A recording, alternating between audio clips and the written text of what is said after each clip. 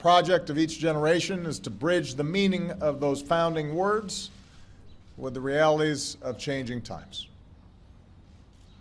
A never-ending quest to ensure those words ring true for every single American.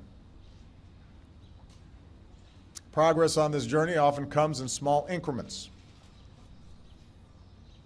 Sometimes 2 steps forward, 1 step back, propelled by the persistent effort of dedicated citizens. And then sometimes there are days like this, when that slow, steady effort is rewarded with justice that arrives like a thunderbolt. This morning, the Supreme Court recognized that the Constitution guarantees marriage equality.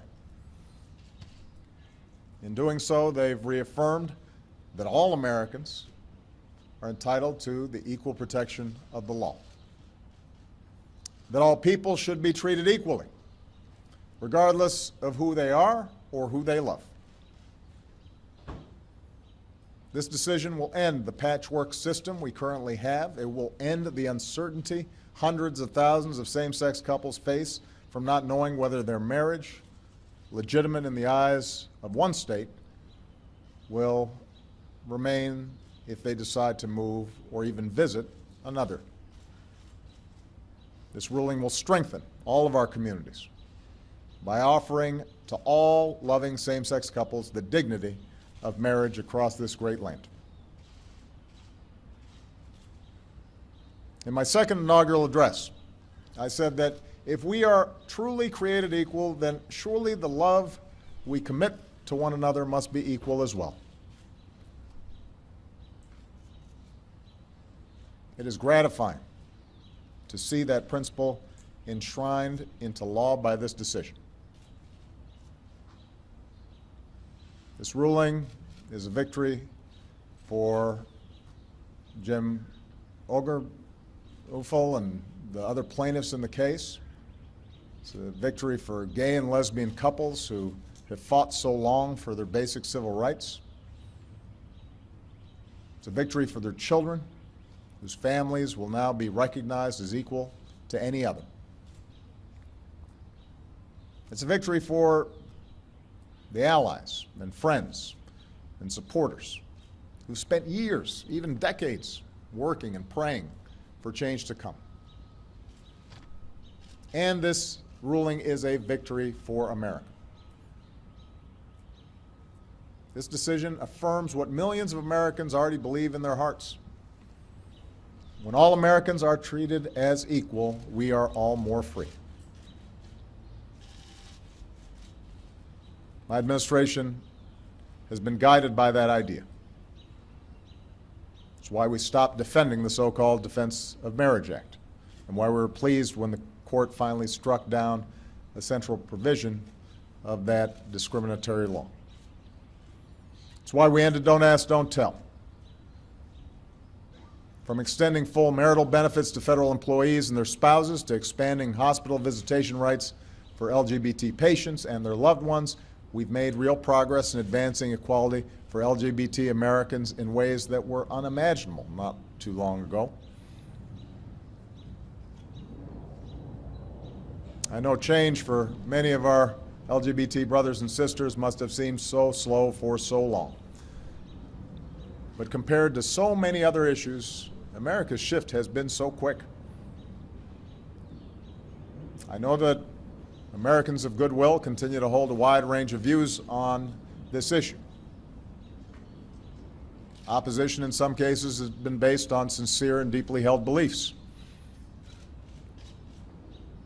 All of us who welcome today's news should be mindful of that fact. Recognize different viewpoints. Revere our deep commitment to religious freedom. But today should also give us hope that on the many issues with which we grapple, often painfully, real change is possible.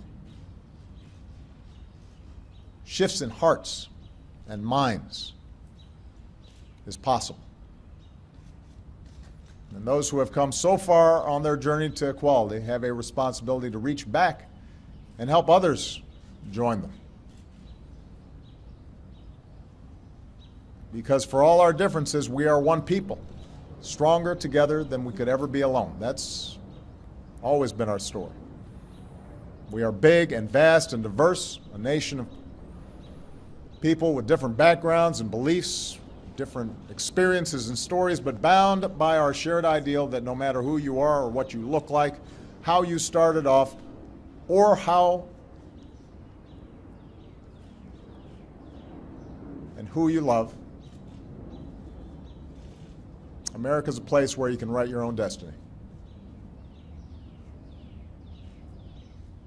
We are a people who believe that every single child is entitled to life and liberty and the pursuit of happiness.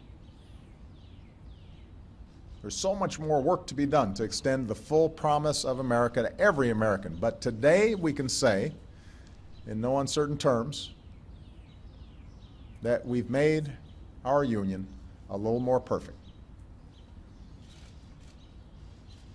That's the consequence of a decision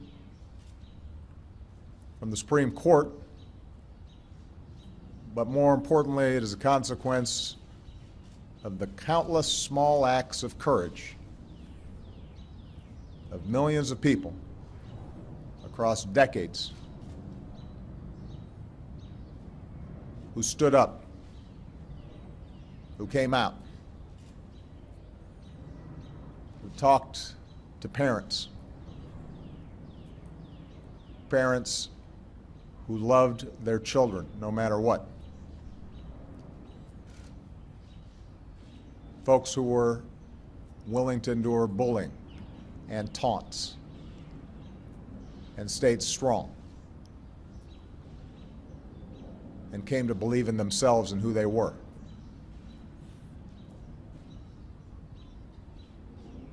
And slowly made an entire country realize that love is love.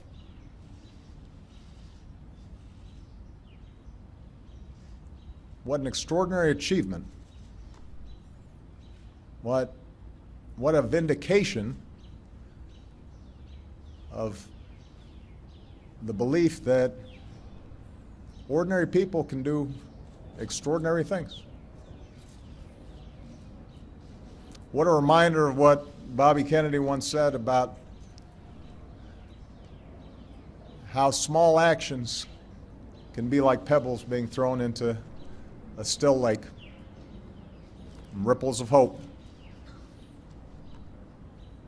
cascade outwards and change the world.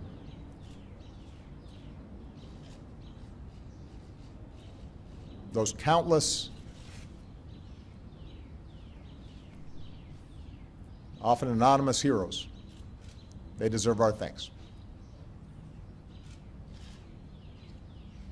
They should be very proud. America should be very proud. Thank you.